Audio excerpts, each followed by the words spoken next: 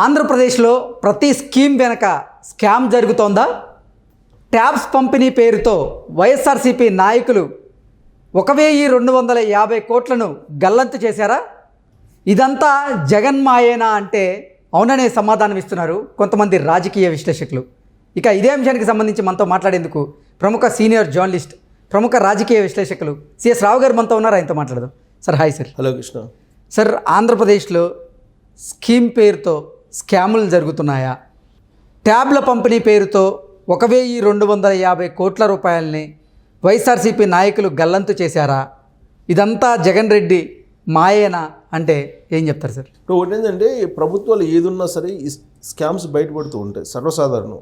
ఒక స్కీమ్ తయారు చేశారంటే ఆ స్కీమ్ వెనక ఎంతో కొంత స్కామ్ ఉంటుంది అనేది సహజం. ఇంకోటి ఏంటంటే 10% 15% అనేది అఫీషియల్ కరప్షన్ అన్నట్టుగా ఉంది. ఇప్పుడు ప్రభుత్వ వర్గాల్లో, ప్రభుత్వ ఉద్యోగుల్లో కూడా అదే నడుస్తుంది. ఒక 5% మాకు కావాలి అని అంటారు, ఇంకో 10% మాకు కావాలంటారు. అది కామన్ అని చెప్పి అనుకుంటుంటారు అందరూ. జనరల్గా కాంట్రాక్టులు కూడా మనం మాట్లాడితే కనుక కాంట్రాక్టులు కూడా అదే చెప్తారు. 15% ఈజ్ వెరీ కామన్ అండి అంటారు. అంటే అవినీతి 15% దానికి వాళ్ళే ఒప్పేసుకుంటున్నారు. అదే మైండ్ అలా సెట్ చేశారు ఈ ప్రభుత్వాలు, ట్యూన్ చేసేసారు. అంత దౌర్భాగ్యం ఇంకోటి లేదు. సరే 15%, ఈ 15% కాదు, ఇప్పుడు కొత్తగా వస్తున్నటువంటి ట్రెండ్ ఏంటంటే ఈ స్కీమ్లో ఎంత స్కామ్ చేయగలం అనే దాని మీద ఇప్పుడు వెళ్ళిపోతున్నారు. అనే దానికి నిదర్శనం ఏంటంటే, రీసెంట్గా బయటపడిన పింఛన్ స్కామ్లు జనసేన బయటపెట్టింది ఈ మధ్యకాలంలో. నెలకి 252 కోట్ల రూపాయలు పింఛన్ రూపంలో స్కామ్ చేస్తున్నారని చెప్పి జనసేన పిఎస్సి చైర్మన్ నాదెండ్ల మనోహర్ బయటపెట్టారు. ఒక స్కామ్ను మించి ఇంకో స్కామ్లో ఎక్కువగా అవినీతి చేసేందుకు పోటీ పడుతున్నారని కూడా చెప్పారు. ఇప్పుడు పోటీ పడుతున్నారని చెప్పారు. ఇంకోటి ఏంటంటే, ఆ స్కీమ్ను మనం వ్యతిరేకించకుండా ఉండటం కూడా చేశారు. ఇప్పుడు పింఛన్లు ఎందుకు ఇస్తున్నారు, అంత ఎందుకు ఇస్తున్నారని చెప్పి అడిగితే, పింఛన్లు వల్ల నష్టం జరుగుతుంది కదా అది ఇది అని చెప్పి మనం అంటే ఒకవేళ విపక్షాలు విమర్శిస్తే దాన్ని పింఛన్లు ఇద్దంటారా, సంక్షేమ పథకాలు అవసరం లేదంటారా అనేటువంటి క్వశ్చన్ తీసుకొస్తున్నారు. ఆరోగ్యశ్రీ ఉంది, ఆరోగ్యశ్రీని వ్యతిరేకిస్తే ఇదిగో వీళ్ళు పేదలకు వ్యతిరేకం అని అంటారు. ఇప్పుడు 25 లక్షలు చేశారు. ఏది ఆరోగ్యశ్రీ 25 లక్షల రూపాయలు చేసి ఈ జబ్బులన్నీ 1000 రూపాయల పైన జబ్బులన్నింటినీ దాని పరిధిలోకి తీసుకొచ్చారు. అంటే 20 పైగా దానికి ఏంటి, హైదరాబాద్లో ఉండేటువంటి హాస్పిటల్, బెంగళూరులో ఉండేటువంటి హాస్పిటల్, తర్వాత తమిళనాడులో ఉండేటువంటి చెన్నైలో ఉండే హాస్పిటల్కి టైఅప్ అయి ఉన్నారు. అంటే ఆంధ్రప్రదేశ్ రెవెన్యూ, ఆంధ్రప్రదేశ్ ప్రభుత్వం ఎవరికి ఇస్తుంది? తమిళనాడుకి, తెలంగాణకి, బెంగళూరుకి, అంటే కర్ణాటకకి, ఈ రాష్ట్రాలకు ఇస్తుంది. అంటే 25 లక్షల రూపాయలు వర్త్ అనేటువంటి చికిత్స చేయాలి అని అంటే ఖచ్చితంగా కార్పొరేట్ హాస్పిటల్కి వెళ్ళాలిగా. ఇప్పుడు ఈ స్కీమ్ కారణంగా ఇప్పుడు ఖచ్చితంగా బయట రాష్ట్రాల్లో ఆసుపత్రులు బాగుపడతాయి లేదా? ఆ రాష్ట్రాలు ఇప్పుడు ఫండింగ్ రిలీజ్ చేసేది ఎవరు? ప్రభుత్వం రిలీజ్ చేయాలంటే ఆసుపత్రులు ఏ విధంగా లైజనింగ్ చేస్తాయి ప్రభుత్వాన్ని? ఇవన్నీ మనం చూసాం. ఇప్పుడు విమర్శ మనం చేయటం కాదు.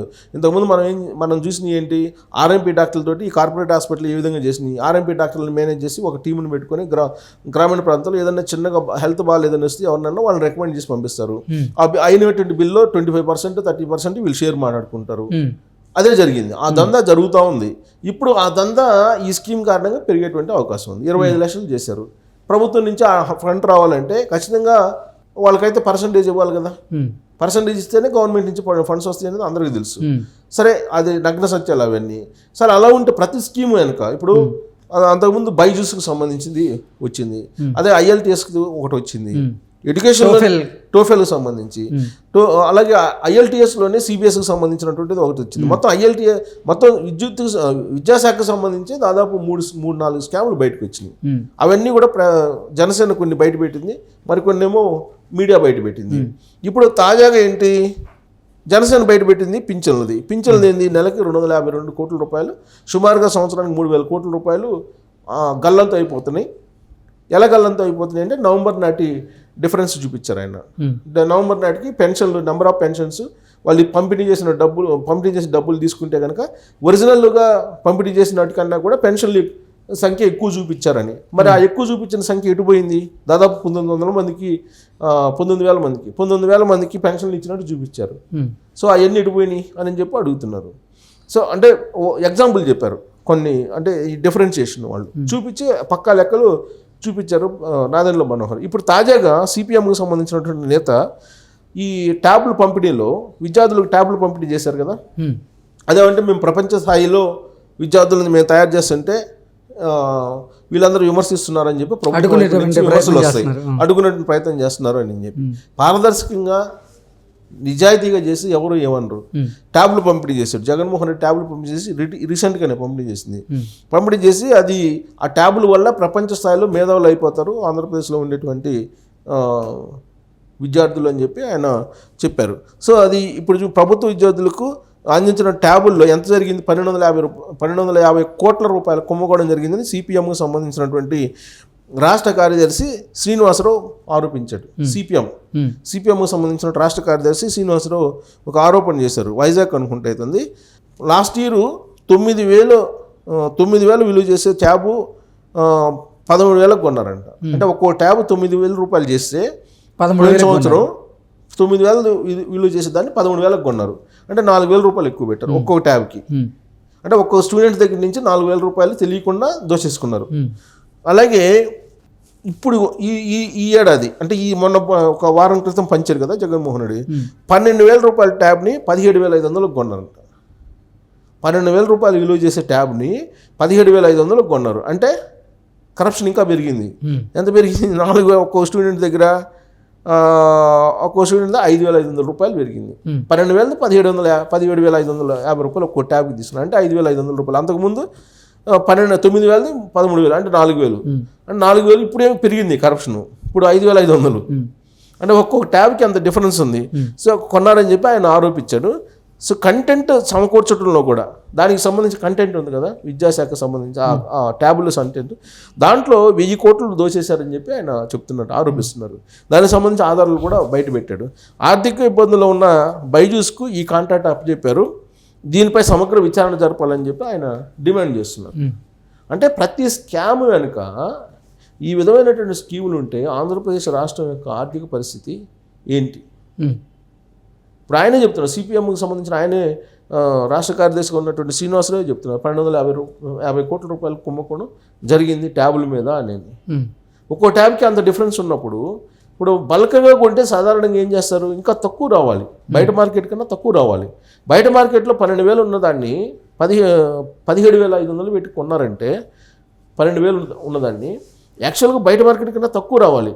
ఎందుకంటే కొన్ని లక్షల ట్యాబ్లు కొంటున్నారు కాబట్టి నీకు ఆటోమేటిక్గా హోల్సేల్లో కొన్నప్పుడు నీకు తక్కువ రావాలి ఇంకా. కానీ 5,500 రూపాయలు ఎక్కువ వేశారంటే ఇంకా అది దాన్ని ఆ స్కీమ్ని ఏమనుకోవాలి, స్కీమ్ అనుకోవాలా, స్కామ్ అనుకోవాలా అనేది. దానికేమో ఆయన ఆర్భాటంగా పోయి దాన్ని ప్రారంభోత్సవం చేసి విద్యార్థుల మధ్య ఒక ప్రసంగం ఇచ్చేసి ఈ ట్యాబులతోటి ప్రపంచ స్థాయికి ఎదుగుతారు దీంట్లో ఉన్నటువంటి మెటీరియల్ చదివితే అని చెప్పి చెప్తున్నారు. అదేమంటే విపక్షాలు విమర్శిస్తున్నాయి, ఈ ట్యాబుల్ లాంటివి ఇస్తే కనుక వాళ్ళు అశ్లీలంగా ఉండేటువంటి వాటిని చూసేటువంటి అవకాశం ఉంది. సో తప్పుదోవ పట్టిస్తున్నాడు జగన్మోహన్ రెడ్డి అని విమర్శిస్తున్నారు. వాస్తవంగా దాంట్లో అలాంటి ఏం రావు, కానీ వస్తాయని చెప్పి ప్రచారం చేస్తున్నారు. ఇవన్నీ చెప్తున్నారు. బట్ దీంట్లో దాగి ఉన్నటువంటి మరి 1250 కోట్ల రూపాయల కుంభకోణం ఏంటి అనేది సిపిఎం నేత శ్రీనివాసరావుకి సమాధానం చెప్పాలి. ఇప్పటివరకు ఆయన ఆరోపిస్తున్నాడు, ఆధారాలు కూడా నేను చూపిస్తాను అని చెప్పి చెప్తున్నాడు. మరి అంతకుముందు జగన్మాయ అని చెప్తానన్నారు. అంతే మరి ఇప్పుడు జనసేన కూడా బయటపెట్టింది పింఛన్లు, సామాజిక పింఛన్లోనే వాళ్ళు అంత దోపిడీ చేస్తున్నారంటే అంటే వాళ్ళు ఆరోపణలు చేస్తున్నారు. ఆరోపణలు నిజమా కాదనేది వీళ్ళు చెప్పాలి కదా. అయ్యేం చెప్పట్లేదు. అయ్యేం చెప్పకుండా వ్యక్తిగతమైనటువంటి విమర్శలు చేస్తూ ఉన్నారు. ఇప్పుడు ప్రశాంత్ కిషోర్ కలిశాడు, దాని మీద వరుసగా అందరూ వైసీపీ వాళ్ళు వచ్చేసి మాట్లాడారు. మరి సామాజిక పింఛన్లో ఉండేటువంటి 3,000 కోట్ల రూపాయలు పక్కదారి బట్టి అని చెప్పి జనసేన ఆరోపిస్తే దానికి సమాధానం చెప్పాలి. మరి ఇప్పుడు 1250 కోట్ల రూపాయలు ట్యాబుల్లో పక్కదోవ బట్టి అని చెప్పి దానికి సమాధానం చెప్పాలి. దానికి చెప్పేవాళ్ళు ఎవరున్నారని చూడాలి. అంటే అసలు కనీసం ఈ ఆరోపణలకు సమాధానం చెప్తారా లేదంటే కేవలం ఆ ఆరోపణలు అని చెప్పి కొట్టిపారేసి వాళ్ళు పట్టించుకోవట్లేదా అనేది మనం చూడాలి. మొత్తం మీద ప్రజాక్షేత్రంలోకి అయితే తీసుకెళ్తున్నారు విపక్షాలు. అన్ని విషయాల్ని ప్రజాక్షేత్రంలో అల్టిమేట్గా తీర్పు అక్కడే రావాలి కాబట్టి అక్కడికైతే తీసుకెళ్ళగలుగుతున్నారు వీళ్ళు. సో ప్రభుత్వం మాత్రం ఇట్లాంటి వాటికి సమాధానం చెప్పట్లేదు. అంటే విధానపరమైన అంశాలు, విధానపరమైన లోపాలకి సమాధానం చెప్పడానికి ముందుకు అంత చురుగ్గా రావట్లేదు. కానీ విమర్శలు, వ్యక్తిగత విమర్శలకి అయితే వస్తున్నారు. ఇప్పుడు రోజా కానీ, కొడాలి నాని కానీ, లేకపోతే ఇతరతర మంత్రులు వీళ్ళు ఫైర్ బ్రాండ్స్ అంటారు. వైఎస్ఆర్ కాంగ్రెస్ పార్టీలో ఫైర్ బ్రాండ్స్గా వాళ్ళకి పేరుంది కదా. సో అలాంటి వాళ్ళు ఇలాంటి వాటిపైన సమాధానం చెప్తే ఆ పార్టీకి నష్టం జరగకుండా ఉంటుంది. అంతే దాన్ని అంటే మనం చేసామని మనం నిర్ధారించలేము, ఎందుకంటే ఇవన్నీ ఆరోపణలే. ఎస్. ఆరోపణలు చేస్తున్నప్పుడు వాటి సమాధానం ప్రభుత్వం వైపు నుంచి చెప్పాల్సిన బాధ్యత వాళ్ళ మీద ఉంది కదా. చెప్పకపోతే ఆ పార్టీకి నష్టం, చెప్తే ఆ పార్టీకి లాభం, అంతే. Okay sir, thank you so much. Thank you.